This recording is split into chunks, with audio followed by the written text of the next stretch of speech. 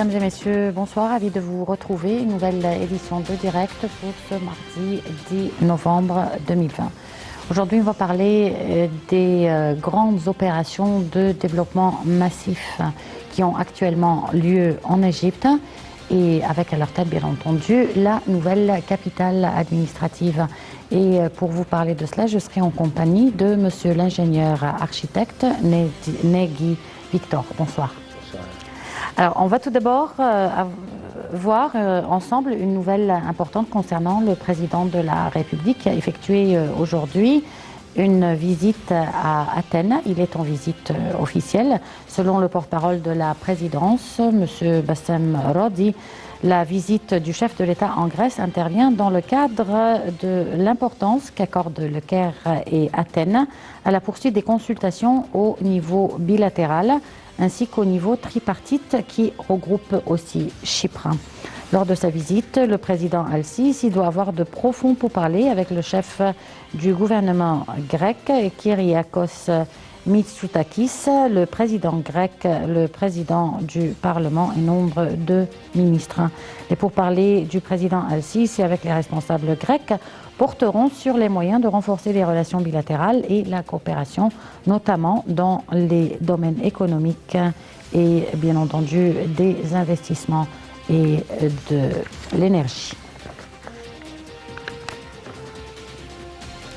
Alors ça, c'était la visite du président, un dossier important sur lequel il travaille depuis 2 ou 3 années. Et on va passer maintenant au projet de développement puisque le président Abdel Fattah Al-Sisi a reçu hier le chef des renseignements britanniques Richard Moore en présence du chef des renseignements Abbas Kamel et de l'ambassadeur britannique au Caire. Le président Al-Sisi a souligné l'importance que l'Égypte attache au renforcement de la coopération entre les deux pays dans divers domaines. M. Moore a de son côté salué le président Al-Sisi pour ses efforts afin d'établir la sécurité et la stabilité régionale, ce qui a consolidé le rôle axial de l'Égypte en tant que, bien entendu, axe de stabilisation de la sécurité régionale. Un reportage et on se retrouve tout de suite après.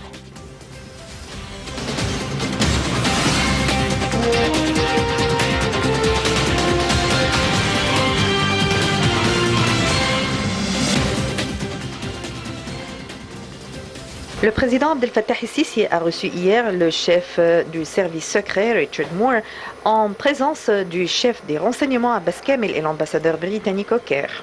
Le président el-Sisi a souhaité la bienvenue aux responsables britanniques et a souligné l'importance que l'Égypte attache au renforcement de la coopération entre les deux pays dans divers domaines, notamment au niveau de la sécurité et des renseignements. Le chef des services secrets britanniques a de son côté transmis au président el-Sisi les salutations du Premier ministre britannique, exprimant la fierté de son pays pour la coopération constructive et les relations étroites avec l'Égypte, et soulignant la volonté de la Grande-Bretagne de maintenir une coordination continue avec l'Égypte, notamment à la lumière de l'évolution de la situation au Moyen-Orient, en Méditerranée orientale et sur le continent africain. Dans ce contexte, M. Moore a salué le président el-Sisi pour ses efforts afin d'établir la sécurité et la stabilité régionale, ce qui a consolidé le rôle de l'Égypte en tant qu'axe de stabilisation de la sécurité régionale, notamment grâce aux défis face au phénomène du terrorisme et de l'immigration clandestine. Le porte-parole a ajouté que la réunion a abordé également les moyens de renforcer la coopération en matière de sécurité et de renseignement entre les deux pays sur diverses questions d'intérêt commun.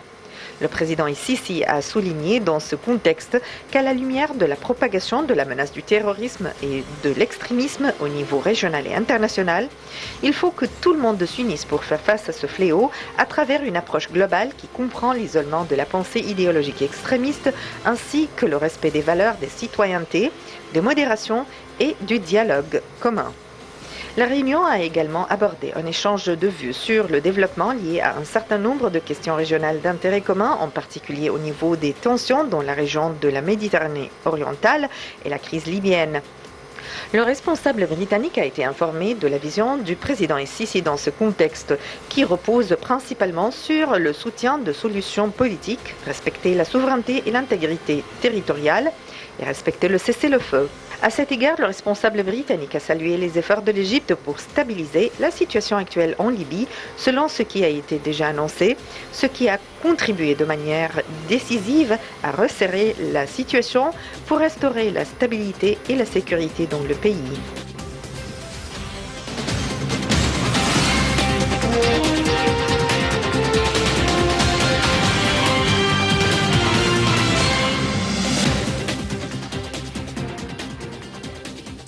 Et on poursuit donc avec nos reportages. Le président Abdel Fattah al-Sisi a effectué depuis quelques jours une tournée d'inspection dans nombre de projets à la nouvelle capitale administrative. Le chef de l'État a fait le suivi de l'état d'avancement des projets qui sont mis en place. Par ailleurs, le chef de l'État a examiné la mise en œuvre des projets de développement agricole avec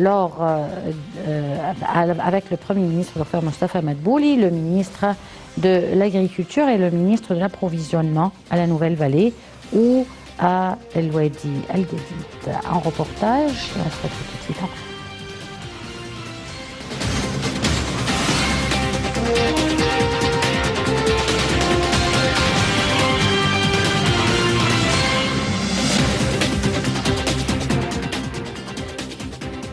Une tournée d'inspection a été effectuée par le président Abdel Fattah el-Sisi depuis quelques jours à la nouvelle capitale administrative pour examiner un nombre de projets constructifs et de plusieurs sites. Le chef de l'État a fait le suivi de l'état d'avancement de ces projets. Le chef de l'État a inspecté au cours de sa tournée le quartier des banques, le centre culturel islamique égyptien, ainsi qu'un certain nombre de secteurs et de quartiers résidentiels, de même que le quartier gouvernemental qui comprendra les bâtiments de divers organismes et institutions gouvernementaux tels que les ministères, la présidence du Conseil des ministres, le Parlement, le Sénat et d'autres institutions de l'État. Le président Sisi a mis l'accent sur la nécessité d'observer un strict respect des mesures de prévention du coronavirus afin de préserver la sécurité de tous les travailleurs sur ces sites. Parallèlement, le chef de l'État a examiné la mise en œuvre des projets de développement agricole à la Nouvelle-Vallée et a donné ses directives d'élargir la mise en place de ces projets ainsi que des industries alimentaires qui leur sont liées et des zones logistiques. Ceci a eu lieu lors de la réunion avec le Premier ministre Dr Mostafa Madbouli, le ministre de l'Agriculture Saïd Al-Qusir, le ministre de l'Approvisionnement Ali Mousselhi et le gouverneur de la Nouvelle-Vallée Mohamed Azamalout.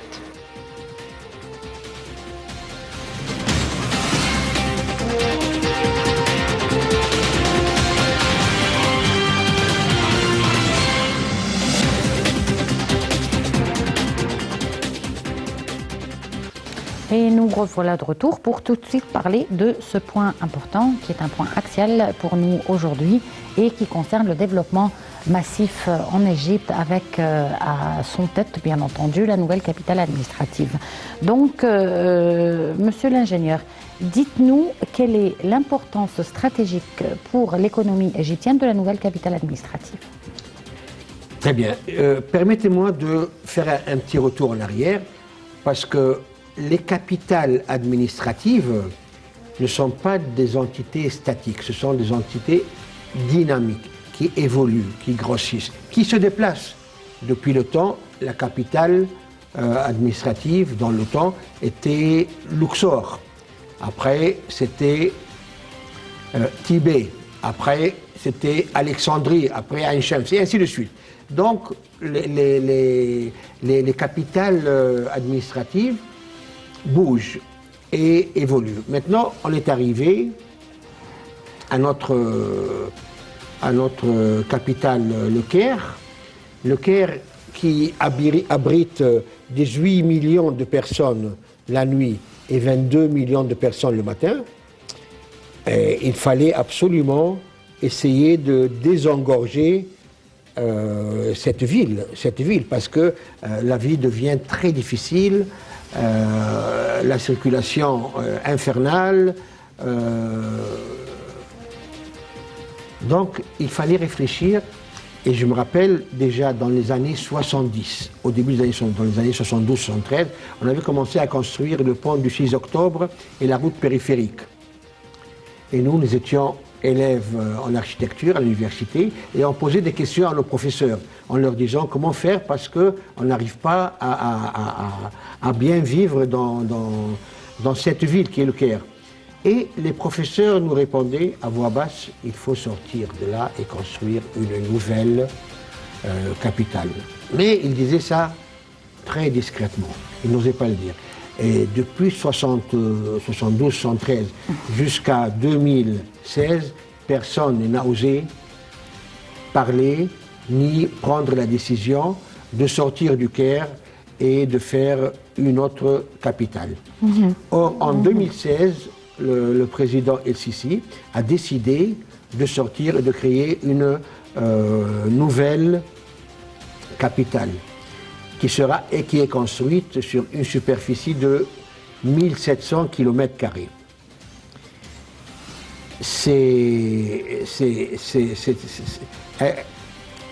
Cette ville sera vraiment une vitrine. Elle sera dotée de toute la technologie moderne. Dans cette ville, il y a 60 entreprises qui y travaillent et qui font travailler 1 million d'ouvriers, que ce soit directement... Mais juste, monsieur l'ingénieur, avant de passer aux détails de des sites de cette nouvelle capitale, je voudrais revenir à ce que vous avez dit. Comme à travers l'histoire, il y a déjà eu d'autres capitales administratives pour l'Égypte, on aurait pu choisir l'une des villes existantes, que ce soit Damiette, Port Saïd ou une autre, au lieu d'en créer une complètement nouvelle. Donc pourquoi avoir créé cette nouvelle? Certainement que le président et le gouvernement ont une grande vision et pour la portée de ce projet. Voilà, je vais vous dire. Déjà, cette nouvelle capitale se trouve à 45 km du Caire, à l'est du Caire. Qui dit à l'est, on se rapproche plus du canal de Suez et de la zone économique du canal de Suez. L'Égypte est divisée une partie en Afrique et une partie en Asie.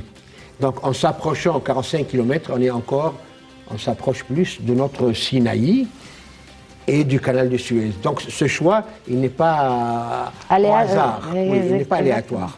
Il y a un but et une raison pour avoir choisi cet emplacement. Oui, cet emplacement. Et ça donne une valeur supplémentaire à ce terrain qui est sable, qui n'est que du sable. Alors il y a une valeur économique. Qui n'est que du sable, c'est-à-dire? Ben, le terrain choisi n'est que du sable. C'est dans le désert. Il n'y a rien, il n'y avait rien. Ni des infrastructures, aucun moyen, je dirais même de vivre. Tout a été créé. Et ça lui donne de la valeur? Maintenant, c'est sûr. Ce sable, il a beaucoup de valeur maintenant. Il a été transformé. Vous voulez dire que cette région qui ne valait pas beaucoup a été transformée en une région maintenant, aujourd'hui, excessivement importante et coûteuse. Absolument, absolument. Et puis, on ne va pas surpeupler d'autres villes, Damiette ou El Mahalla. Non, il fallait vraiment partir à zéro et créer, parce que, encore, c'est une ville intelligente. Ce n'est pas une ville, c'est une ville intelligente qui est basée sur beaucoup de technologies. À savoir, cette ville sera dotée de caméras. Mais ces caméras sont reliées directement à nos satellites. Ceci pour assurer la sécurité de cette ville. Et beaucoup d'autres points, pour vous dire que c'est la technologie qui gère... Oui, mais on aimerait passer à ces points, puisque cette ville, sa conception, ses sites, tout ce qu'elle va comporter nous intéresse beaucoup. Voilà, donc, comme on dit, c'est une ville intelligente. C'est une ville intelligente. Alors déjà, pour éviter les problèmes de communication dont on souffre actuellement au Caire, cette ville a été dotée de chaussées de 4 voies dans les deux sens. Ceci pour éviter les croisements et les nœuds de circulation. Les embouteillages. Voilà, absolument. C'est une ville qui pourra dans l'avenir accueillir 7 millions de personnes, mais par exemple,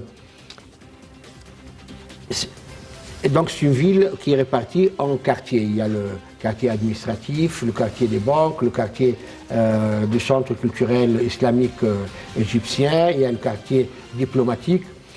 On ne pourra pas traiter tous les quartiers. Par contre, on pourra parler, par exemple, du quartier administratif, si vous voulez. C'est un quartier qui est construit sur 1 500 000 mètres carrés. Ce quartier comprend 37 bâtiments qui sont les ministères, 37 ministères. Il y a le bâtiment du Conseil des ministères. Le Parlement. Ouais, il y a le Parlement, le Sénat, il y a le Conseil des ministres et d'autres bâtiments administratifs. Ce quartier, à lui seul, il coûte 50 milliards de livres égyptiennes. Alors pourquoi, avec ce coût énorme, avoir déplacé tous ces ministères et tous ces organes administratifs dans la nouvelle capitale? Voilà. Il faut savoir une chose, que les 50 milliards, l'État n'a pas payé une seule livre là-dedans. Les 50 milliards, c'est de l'autofinancement à travers la vente des terrains. Donc, à travers la vente des terrains aux investisseurs? Absolument. Mais pour les ministères, ces terrains n'ont certainement pas été vendus à des investisseurs. Non, mais on vend des terrains, on prend l'argent, on l'investit ailleurs. Et pas forcément sur le même terrain. Donc, je répète, le budget national n'a pas coûté 1 franc. N'a pas dépensé. N'a pas dépensé pour la construction de ce quartier. 50 milliards. Alors. Oui, mais l'objectif, monsieur l'ingénieur, d'avoir ces services administratifs dans cette nouvelle capitale, c'est quoi l'objectif? Pour avoir une ville, je répète, intelligente. Une ville qui n'est pas comme les autres. Une ville qui... Donc pour bénéficier de la technologie existante, pour faire bénéficier tous ces ministères et ces services de justement cette technologie. De la technologie moderne, la numérisation. Tout sera numérisé dans cette ville, y compris les administrations. D'ailleurs, maintenant, ils sont en train de faire des stages aux employés qui travaillent dans ce ministère pour s'habituer à tous les moyens de numérisation qu'ils vont rencontrer. En plus, dans tous les domaines, ça c'est une ville, on n'aura pas, je répète, le même problème de circulation au Caire. La circulation dans cette ville, il y a le monorail, un monorail. Il y aura le train électrique.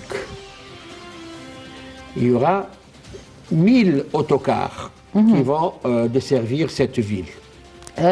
1000 autocars, c'est-à-dire des bus? Des bus, des minibus et des moyens de transport commun. Il y en aura 1000. Après, vous savez que cette ville est dotée d'un aéroport que le président vient d'inaugurer récemment. Donc, je comprends votre question. Pourquoi on n'a pas complété sur quelque chose existant? Non. Ce qui existe ne peut pas fonctionner avec les moyens utilisés, les directives et la stratégie de cette construction. Ça ne peut pas marcher. Bon, à part ce que vous avez mentionné, quels sont les autres services et les autres sites importants qui vont exister dans cette nouvelle capitale administrative? Eh bien, écoutez, il y a une chose très importante, mais ça c'est pour la gloire. Nous sommes en train de construire une tour qui va faire 345 mètres. Vous savez ce que c'est que 345 mètres? Cela signifie un bâtiment résidentiel de 115 étages. Donc la plus haute du Moyen-Orient, non? Je pense. Vous savez, maintenant, toutes les 2 semaines, il y a une tour qui pousse. Oui. Voilà. Bon, actuellement, oui, pour le moment. Et ça me rappelle, par exemple, quand vous allez à New York, à Manhattan, les tours... les gratte-ciel. Les gratte-ciel, tu ne peux pas... tu as du mal à regarder. Eh bien, ce sera, voilà, une tour de 345 mètres. Autre chose, il faut savoir une chose importante, que tout ce travail, il est chapeauté par le génie militaire. C'est lui qui organise, qui orchestre